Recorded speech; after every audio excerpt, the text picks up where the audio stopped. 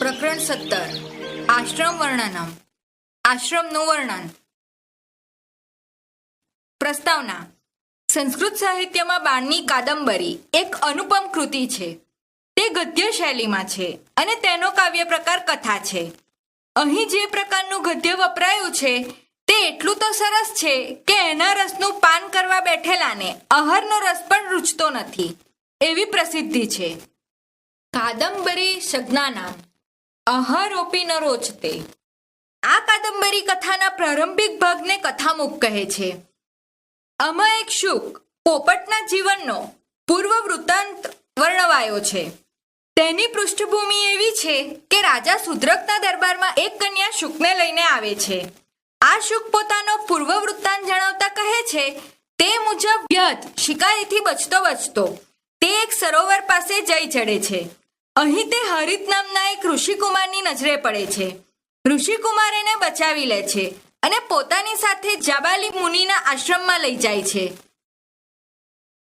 આટલું જણાવ્યા પછી એ શુક જાબાલી મુનિના આશ્રમનું રાજાની સમક્ષ વર્ણન કરે છે.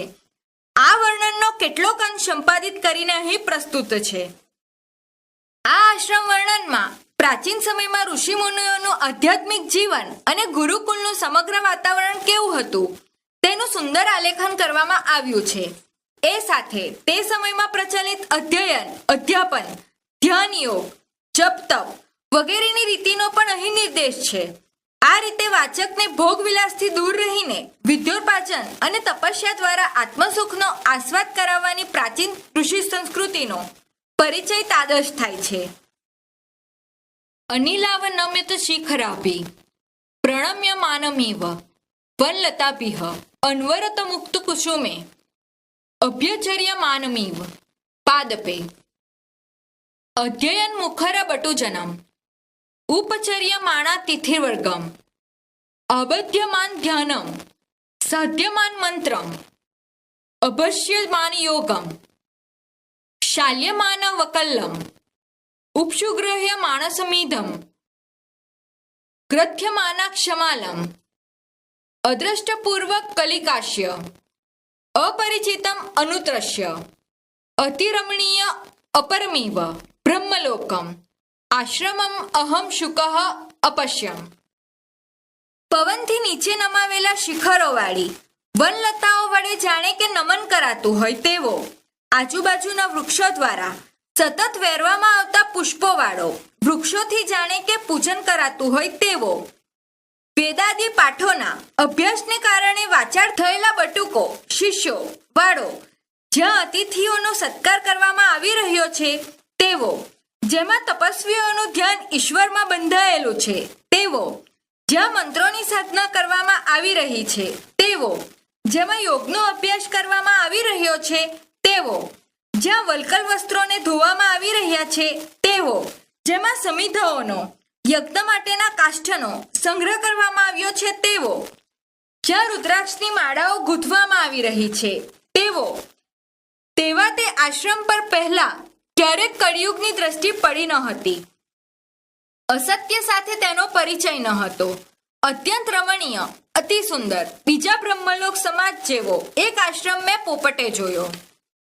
યત્ર ચ મલિનતા હવિધુર્મેષુ ન ચરિતેષુ મુખરાગઃ શુકેષુ ન કોપેષુ તીક્ષ્ણતા કુશાગ્રેષુ ન સ્વભાવેષુ ચંચલતા કદલી દલેષુ ન મનષુ ચક્ષુરાગઃ કોકિલેષુ ન પરકલ્ત્રેષુ મેખલામ દો વ્રતેષુ ત ઈર્ષ્ય કહલેતુ પક્ષપાતઃ કૃક્રવાકુષુ ન વિદ્યા વિવાદેષુ ભ્રાંતિઃ અનલ પ્રદક્ષિણાશુ ન શાસ્ત્રેષુ વસુ સંકીર્તન દિવ્ય કસાથુ ન તૃષ્ણાશુ ગણના રુદ્રાક્ષ વલયેષુ ન શરીરેષુ મુનિબાલનાશઃ ક્રતુ દીક્ષયા ન મૃત્યના રામાનુરાગો રામાયણેન ન યૌવનેત મુખંબ વિકારો જરયા ન ધનાભિમાનેન આસીત.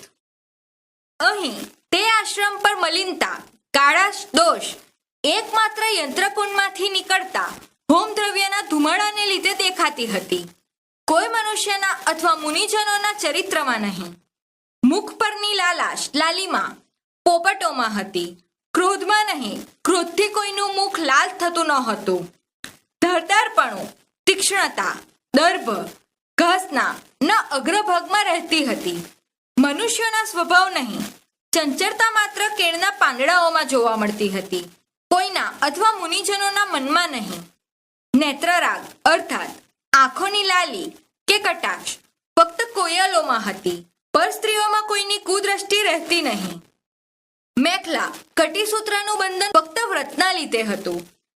ઈર્ષ્યા દ્વેષને લીધે થતા કલહોથી કોઈ બંધન નહીં. પક્ષપાત, પીછાનું ખરવું અથવા તરફેણ કુકડાઓમાં થતો હતો. વિદ્યાને લગતા શાસ્ત્રીય વિવાદોમાં નહીં.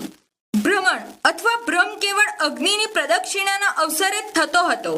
શાસ્ત્રોના અર્થઘટન ભ્રમ ઉત્પન્ન થતો નહીં.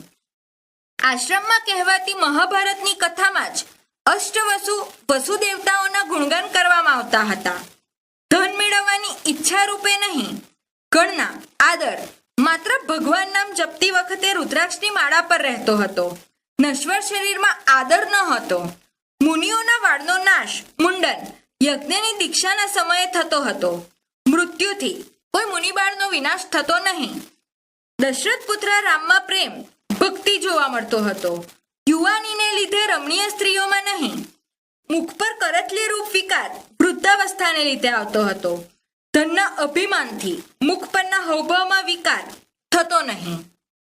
યત્ર ચ મહાભારતે શકુનિવદઃ પુરાણે વાયુ પ્રલ્પિતમ વયઃ પરિણામેન દ્વિજપતનમ ઉપવન ચંદદેશુ જાયમ અગિન્ના ભૂમિમત્વમ એણકાનામ ગીત શ્રવણસ્યનમ શિખણીના નૃત્ય પક્ષપાતઃ ભુજંગમાના ભોગઃ કપિનામ શ્રીફલાભિલાષઃ મૂલાના મધોગત તિરાશિત. અહીં શકુનિવદ દુર્યોધનના મામાનો ફક્ત મહાભારતમાં સાંભળવામાં આવતો હતો. આશ્રમમાં કોઈ પક્ષી હત્યા કરતું નહીં.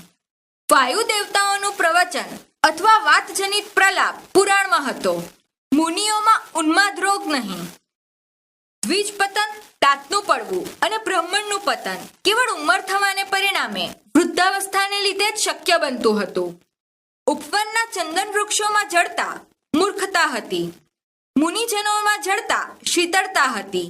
સમૃદ્ધિ અર્થાત ધન તથા ભસ્મ માત્ર અગ્નિમાં જ રહેતી હતી.